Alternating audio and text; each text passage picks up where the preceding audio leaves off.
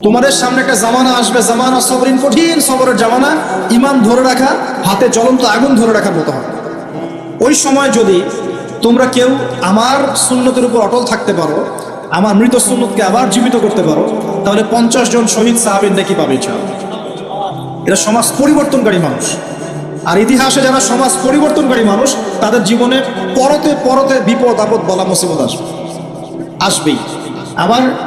আমার ছোট্ট গবেষণায় 4টা ক্ষেত্র থেকে আসতে পারে যখন আপনি হকের উপর থাকবেন। 1 নাম্বার, প্রথম বাধা চলে আসবে পরিবার থেকে। কোত্থেকে? পরিবার। আপনি গতানুগতিক মুসলিম হলে আপনি সব জায়গায় পার পেয়ে যাবেন, কিন্তু যদি একটু কঠোরতা প্রয়োগ করেন যে আমি একদম কোরআন সুন্নাহ 100% ফলো করতে চাই, আমি এমন না যে নামাজও পড়ি শুধু খাবো, এমন হবো না। আমি নামাজও পড়বো শুধু খাবো না, আমি রোজাও রাখবো, আমি যাকাতও দিব, আমি হজ উমরাও করবো, আল্লাহর বিধানের প্রতি শ্রদ্ধাশীল থাকবো, চেষ্টা করবো ইসলামকে প্রসার করার প্রতিষ্ঠার চেষ্টা করবো। তখন আপনার প্রথম বাধা আসবে পরিবার থেকে। দাড়ি রাখছো কেন? দাড়ি রাখলে তোমাকে এরকম লাগে। হ্যাঁ, তুমি চাকরির উপরে কাপড় কেন পরছো? পড়লে তোমাকে অমন লাগে। আগে তো গিটার বাজাইতা, আগে তো গান গাইতা, আগে মেয়ে নিয়ে থাকতা, ভালো ছিল। এখন কেন সারাদিন বই নিয়ে পড়ে থাকো, ইসলামিক বই নিয়ে পড়ে থাকো, নামাজ নিয়ে পড়ে থাকো? হ্যাঁ, কি পরিবর্তন হলো? বাবা মার টেনশন, এখন পিতামাতার টেনশন। কেউ কেউ এরকম অ্যাডভার্টাইজ বানিয়ে টিভিতে দেখাচ্ছে, এগুলা দেখেন নাই? আগে ছেলে ভালো ছিল, হঠাৎ করে কি পরিবর্তন হয়ে গেল। হ্যাঁ, সুবহানাল্লাহ। আল্লাহর পথে ফিরে আসা মানুষের ক্রাইটেরিয়া এগুলো মেনশন করে করে বলছে, এইগুলো দেখা গেলে যোগাযোগ করবেন স্থানীয় কর্তৃপক্ষের সাথে, ওই ছেলের মধ্যে সমস্যা আছে। আস্তাগফিরুল্লাহ, আস্তাগফিরুল্লাহ। একজন ব্যক্তি গিটার বাজাতো, গান গাইতো, মাদকের সাথে ছিল, মেয়ে নিয়ে ফুর্তি করতো, সেখান থেকে এসেছে নামাজ পড়ছে, এই জন্য কি সে জঙ্গি হয়ে যাবে? এখন সে মাশাআল্লাহ কোরআন তেলাওয়াত করছে, কোরআন বোঝার চেষ্টা করছে, আলেম ওলামার কাছে গিয়ে পরামর্শ করছে, হাদিস পড়ছে, এই জন্য কি সে জঙ্গি হয়ে গেছে? পশ্চিমারা যা গিলায় আমরা তাই গিলি। পশ্চিমারা যা গিলায় আমরা তাই গিলবো কেন? ওদের কাছে কিসের জ্ঞান আছে? পশ্চিমাদের কাছে কোরআনের জ্ঞান আছে, হাদিসের জ্ঞান আছে। ও সিলেক্ট করে দিবে যে কোনটা জিহাদ আর কোনটা জঙ্গিবাদ। আশ্চর্য একটা ব্যাপার। কোরআন এবং সুন্নাহর চর্চা যদি মুসলিমরা করে, তাহলে কি তারা সন্ত্রাসী হয়ে যাবে? ওরা তো চাইবেই যেন আমরা এই কাজগুলো না করি। ওরা তো চাইবেই যাতে আমরা কোরআন সুন্নাহর চর্চা না করি। ওরা যা বলে সেই ভাষায় আমরা কথা বলা শুরু করেছি। ওরা বলছে, একটু পরে আমি বুঝাচ্ছি আপনাদেরকে, ওরা বলেছে যে জ্ঞান সেটাই, ভালো করে বোঝেন, জ্ঞান সেটাই যেটা পরীক্ষা নিরীক্ষা, যুক্তি, বিজ্ঞান, দর্শন দিয়ে লাভ করা যায়। আর আমরা বলছি আল্লাহর ওহী হচ্ছে চূড়ান্ত জ্ঞান। আল্লাহর ওহী কি? চূড়ান্ত জ্ঞান। এই যে জ্ঞানতাত্ত্বিক পার্থক্য, ওরা যা দেখে না তাতে বিশ্বাস করে না। এই কারণে তারা জিনে বিশ্বাস করে না, আত্মায় বিশ্বাস করে না, আল্লাহ বিশ্বাস করে না, ফেরেশতায় বিশ্বাস করে না, পরে আগের আসমানি কিতাবে বিশ্বাস করে না, নবী রাসূলে বিশ্বাস করে না, কবরের আযাব, জান্নাত, জাহান্নাম, মিজান, পরিসর, কোনো কিছু বিশ্বাস করে না। কেন করে না? ওদের এপিস্টেমোলজি হচ্ছে, জ্ঞানতাত্ত্বিক দর্শন হচ্ছে যা দেখি না বিশ্বাস করি।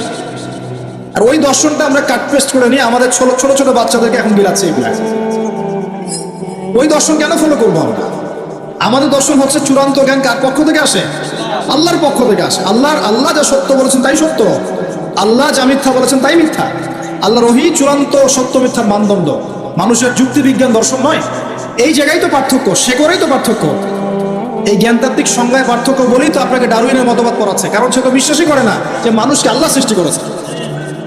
আর আমরা বিশ্বাস করি আদম আলাইহিস সালামকে সৃষ্টি করেছেন কে? অতএব এই মতবাদের আমাদের কোনো প্রয়োজন নাই, কারণ আমরা তো জানি কোরআনে আল্লাহ পাক এটা বলেছে। যে জানে না, যার কাছে কোরআন নাই, যার কাছে হাদিস নাই, তার ওই মতবাদের প্রয়োজন আছে, আমার তো নাই। ওরা যা বলে আমরা তাই গেলার চেষ্টা করি। ওরা এগুলো সংজ্ঞা শিখিয়ে দিয়েছে যে মুসলিম যুবকরা এরকম এরকম করলে তারা খারাপ হয়ে যাবে, এখন ব্যাস এটা প্রচার করা হচ্ছে। আশ্চর্য বিষয়। আমরা তো চাইবো প্রত্যেক ঘরে ঘরে কোরআনওয়ালা মানুষ তৈরি হোক, হাদিসওয়ালা মানুষ তৈরি হোক, নামাজি হয়ে যাক সবাই, তাহলে সমাজে শান্তি আসবে। একজন নামাজি ব্যক্তি বেশি ভদ্র হয় না বেনামাজি ভদ্র হয়? বলেন। তা নামাজ মানুষকে শৃঙ্খলা শেখায় না? কোরআন মানুষকে মানবতা শেখায় না? কোরআন সুন্নাহর কোনো জায়গায় কি বলা আছে নিরপরাধ কোনো মানুষকে হত্যা করতে হবে? বরং আমি তো একটা আয়াত বললাম, কেউ যদি একজন মানুষের জীবন বাঁচায়, সূরা মাইদা আল্লাহ পাক বলছেন, কেউ যদি একজন মানুষের জীবন বাঁচায়, সে যেন পুরো মানব জাতিকে বাঁচালো, বলি আলহামদুলিল্লাহ। আর কেউ যদি কোনো মানুষকে অন্যায়ভাবে হত্যা করে, সে যেন পুরো মানব জাতিকে হত্যা করে। একটু খেয়াল করে দেখেন, সারা বিশ্বে যত মানুষকে হত্যা করা হচ্ছে মুসলিম কান্ট্রিগুলো, সিরিয়া, ইয়েমেন, প্যালেস্টাইন, আফগান তো চলে গেল, তারপরে আপনার ইরাক, লিবিয়া, জর্ডান, লেবানন, ঠিক আছে, ওই যে রোহিঙ্গা, তারপরে উইঘুর, মুসলিমদেরকে যেখানে যেখানে হত্যা করা হয়েছে, এখানে মানবতা বিরোধী অপরাধ হয়নি? এটাকে সন্ত্রাসবাদ বলা যায় না? এটা ওদের জঙ্গিবাদ নয় কি? তাহলে প্রকৃত অর্থে সন্ত্রাসী এবং জঙ্গি কারা? মুসলিমরা না ওরা? যখন নিরপরাধ মাসুম বাচ্চাদেরকে বোম মেরে হত্যা করা হয়, মা বোনদেরকে ইজ্জত নষ্ট করা হয়, আমাদের মুসলিম ভাইদেরকে পাখির মতো গুলি করে হত্যা করা হয়, তখন এই মতামত থাকে না? তো এদের কাছ থেকে আমাদেরকে শিখতে হবে কোনটা ন্যায় কোনটা অন্যায়।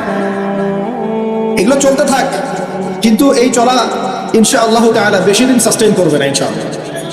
কারণ আমরা শেষ জামানার ছাত্র, আমরা জানি যে এই জুলুম ইনশাআল্লাহ তাআলা এই বিশ্বাস বেশি দিন থাকবে না ইনশাআল্লাহ। অচিরে আল্লাহ রাব্বুল আলামিন এমন প্রজন্ম আনবেন, এমন নেতা আনবেন যাকে আল্লাহ পাক বলছেন তার নাম হবে মাহদি, এবং তার নাম মুহাম্মদ, তার টাইটেল মাহদি। বাবার নাম আব্দুল্লাহ, মায়ের নাম আমিনা। মুহাম্মদ সাল্লাল্লাহু আলাইহি ওয়াসাল্লামের বংশধর থেকে একজন। তার সাথে আল্লাহ পাক ঈসা আলাইহিস সালামকে পাঠাবেন, এবং তিনি এই পুরো জুলুমের শেকড়টাকে এমনভাবে উপরে ফেলবেন যে 40 বছর তার ন্যায় এবং ইনসাফের শাসন না আসা পর্যন্ত কিয়ামত হবে না ইনশাআল্লাহ। অতএব সামনে অপেক্ষা করছে এই বিজয়ের দিন। খুশি হচ্ছেন না বেজার হচ্ছে? ইনশাআল্লাহ তাআলা এই দিন আমরা দেখে যেতে পারি না পারি, এই মেসেজটা তো পৌঁছে দিতে পারি যে সামনে এটা আসছে ইনশাআল্লাহ। আমাদের কিছু দায়িত্ব আছে, আমি সেদিকে পরে আসবো ইনশাআল্লাহ। প্রিয় ভাইরা, একটা কথা খালি বললাম এখানে, যে সময়টাকে মূল্যায়ন করতে আল্লাহ পাক আপনাকে পরামর্শ দিয়েছে। এখন আপনার সামনে সবচেয়ে বেস্ট অপশন কোনটা? আপনি পাপগুলোর লিস্ট করে 2 রাকাত নামাজ পড়বেন, সুন্দর করে ওযু করে চোখের পানি ছেড়ে দিয়ে আল্লাহকে বলবেন, আল্লাহ এই 30 বছর আমি যত পাপ করেছি, যত পাপ আল্লাহ করেছি, জেনে করেছি না জেনে করেছি, বুঝে করেছি না বুঝে করেছি, প্রকাশ্যে করেছি গোপনে করেছি, যত পাপ আল্লাহ হয়েছে আমার দ্বারা, আল্লাহ তুমি সমস্ত পাপকে মাফ করো। বলবেন আল্লাহুম্মা গফিরলি মা কদ্দামতু ওয়া মা আখারতু ওয়া মা আসরারতু ওয়া মা আ'লানতু ওয়া মা আনতা আ'লামু বিহি মিন্নি আনতাল মুকদ্দিম ওয়া আনতাল মুআখির ওয়া আনতা আলা কুল্লি শাইইন কাদির। এটা একটা দোয়া। অথবা বলবেন আল্লাহুম্মা আনতা রাব্বি লা ইলাহা ইল্লা আনতা খালাকতানি আনা আবদুকা ওয়া আনা আলা আহদিক ওয়া ওয়া'দিকা মাস্তাতা'তু আউযু বিকা মিন শাররি মা সানা'তু আবু'ু লাক বিনি'মাতিকা আলাইয়া ওয়া আবু'ু বিযানবি ফাগফিরলি ফাইন্নাহু লা ইয়াগফিরু যুনুবা ইল্লা আনতা। এটাও পারেন না? বলবেন আল্লাহুম্মা ইন্নী যালামতু নাফসি যুলমান কাসীরান ফাগফিরলি মাগফিরাতান মিন ইনদিকা ওয়ারহামনি ইন্নাকা আনতাল গফুর। এটাও পারেন না? বলবেন রব্বিগফিরলি রব্বিগফিরলি। এটাও পারেন না? বলবেন রব্বিগফির ওয়ারহাম ওয়া আনতা খায়রুর রাহিমিন। রব্বিগফির ওয়ারহাম ওয়া আনতা খায়রুর রাহিমিন। আমার সাথে বলেন রব্বিগফির ওয়ারহাম ওয়া আনতা খায়রুর রাহিমিন। এতটুকু অন্তত বলবেন, বলে চোখের পানি ছেড়ে দিয়ে আপনি তওবা করবেন ইনশাআল্লাহ তাআলা। আল্লাহ পাক কি বলছেন শুনেন। আল্লাহ পাক বলছেন সূরা ফুরকানের শেষের দিকে, আল্লাহ পাক বলছেন ইল্লা মান তাবা, যে ব্যক্তি তওবা করে ফিরে আসবে, ওয়া আমানা, এবং ঈমান নিয়ে আসবে, ওয়া আমিলা আমালান সালিহান, এবং সৎ-আমল সম্পাদন করা শুরু করবে, মানে এরপর আর খারাপ কাজ করবে না, বাকি জীবন ভালো কাজ করবে। আল্লাহ পাক বলছেন উলাইকা আল্লাযীনা উলাইকা إلا من تاب وآمن وعمل عملا صالحا فأولئك يبدل الله سيئاتهم حسنات। এরাই সেই ব্যক্তি, এরাই সেই সব মানুষ যাদের সমস্ত গুনাহকে আল্লাহ পাক নেকি দিয়ে পরিবর্তন করে দিবেন ইনশাআল্লাহ। শুধু গুনাহ মাফ করে দিবেন না, আল্লাহ পাক বলেছেন শুধু গুনাহ মাফ করব না, যদি গুনাহ হয়ে থাকে 1 কোটি, আল্লাহ পাক 1 কোটি নেকি দিয়ে পরিবর্তন করে দিবেন ইনশাআল্লাহ। কিসের অপেক্ষা তাহলে? এখন আজকে কোনো অপেক্ষা হবে? আজকে রাত্রে ইনশাআল্লাহ তওবা করে, এখনই তওবা করে ফেলবো ইনশাআল্লাহ। ওয়াজ শুনে বাসায় গিয়ে জায়নামাজে বিছিয়ে 2 রাকাত নামাজ পড়ে খাস তওবা করে, এভারেজ মুসলিম হওয়ার তওবা করব না। কিরকম মুসলিম হওয়ার তওবা করব? যে মুসলিমরা সমাজ পরিবর্তন করে দিয়েছে ওই মুসলিম হওয়ার চেষ্টা করবো ইনশাআল্লাহ। এটা করতে গেলে কি লাগবে? ফার্স্ট অফ অল আপনাকে জ্ঞান অর্জন করতে হবে। কি করতে হবে? প্রচুর পড়াশোনা করতে হবে, জ্ঞানের বিপ্লব চাই, জ্ঞানের পুরো বিপ্লব চাই।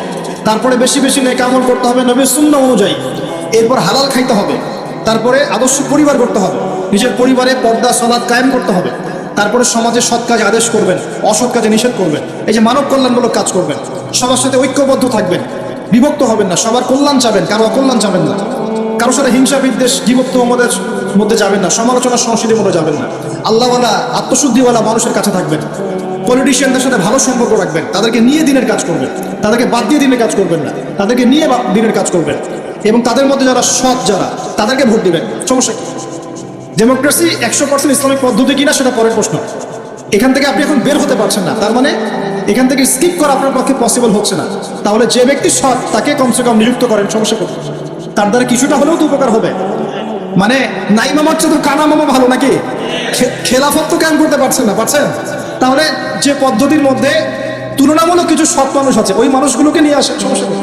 ইনশাল্লাহ তারাও দিনের জন্য কাজ করবে। আমরা একটা ঐক্যবদ্ধ জাতি হিসেবে বিশ্বের বুকে মাথা তুলে দাঁড়াবো ইনশাল্লাহ। ইনশাআল্লাহ আমি খুব স্বপ্ন দেখি, আমি খুব আশা পোষণ করি। আর স্বপ্ন দেখতে হয়, স্বপ্নই আপনাকে ঘুমাতে দিবে না। স্বপ্ন কি? স্বপ্ন দেখতে হয়, স্বপ্ন নিয়ে তো মানুষ বাঁচে। একটা উন্নত জাতি গঠনের এবং সব দিক থেকে সমৃদ্ধ একটা দেশ গঠনের স্বপ্ন আমরা সবাই দেখবো, কেন দেখবো না? এই স্বপ্ন নিয়ে আমরা বাঁচবো, ইসলামিকভাবে গড়বো, যাতে বিশ্বের বুকে আমাদের দেশটা মাথা তুলে দাঁড়াতে পারে ইনশাআল্লাহ। মাথা তুলে দাঁড়াবো মানে, কাতার একটা ছোট্ট কান্ট্রি না, ঢাকা শহরের সমানও হয়তো না কাতার, এত ছোট কান্ট্রি। এই ছোট্ট একটা কান্ট্রি সারা বিশ্বের বড় বড় অ্যাফেয়ার্সের মধ্যে মাথা ঢুকাচ্ছে।